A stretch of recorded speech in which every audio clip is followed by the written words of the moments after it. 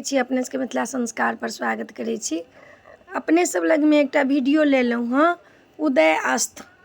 उदय अस्त के मतलब की होइ छै से बुझलिए? सूर्य उदय जे होइ छै त कते लोग सूर्य उदय के सबेर मानै छै, लेकिन अपना सबके जे ओहिठमन छै मिथिला में सूर्य उदय के नहीं मानै छै। अपना सबके 4 बजे जे भोर भ जाइ छै त भोर के नाम जनै छै जे काल्हि भ गेलै, प्रात भ गेलै। उदय अस्त के जे मानै छै त एहिठमन जे छै अहाँके बनारस पंचांग में से उदय अस्त के मानै छै। त उदय अस्त के जे जितिया मानतै त अहाँके 25 तारीख के जे लोग जितिया करतै त कते बजे तक ल छै? 6:05 तक छै मात्र। 6:05 के बाद त नौमी चढ़ि जेतै, सोझ से एकदम नौमी चढ़ि जेतै। त नौमी में लोग जितिया व्रत क के की करतै? अष्टमी में व्रत होइ छै, नौमी में त व्रत नहीं होइ छै। आब लोग बहुत सस्पेंस में छै। बिहारो के लोग सब जे छै से कहै छै कि 25 तारीख के जितिया, 25 तारीख के 25 तारीख के जितिया के अहाँके 12 घंटा नहीं भेलै। 6 बजे से ल क 6 बजे साँझ तक ल भेलै। कते भेलै? 12 घंटा के जितिया भेलै, एक साँझ के जितिया। रात में नौमी तिथि चढ़ि जेतै त व्रत क के की करतै?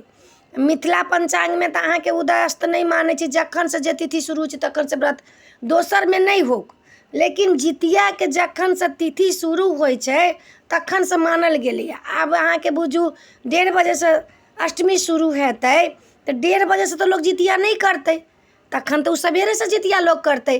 6 बजे से अहाँके जितिया शुरू होइए, 5:45 से अहाँ जितिया शुरू करबै त अहाँके त उदय भइए जाइ छै, 5:30 में उदय भ जाइ छै। 5:30 में उदय भ जाइ छै।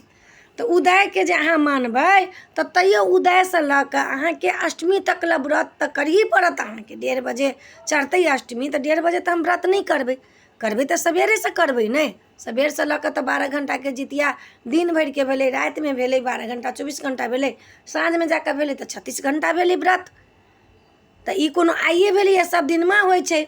एकर बाद बनारस पंचांग में जे छै उदय अस्त मानै छै त 25 के अहाँके उदय छै अष्टमी के, त अस्त त नहीं छै 25 के, 26 के त अस्त नहीं छै, नौमी चढ़ि जेतै। तो कोन तरह से जितिया हेतै?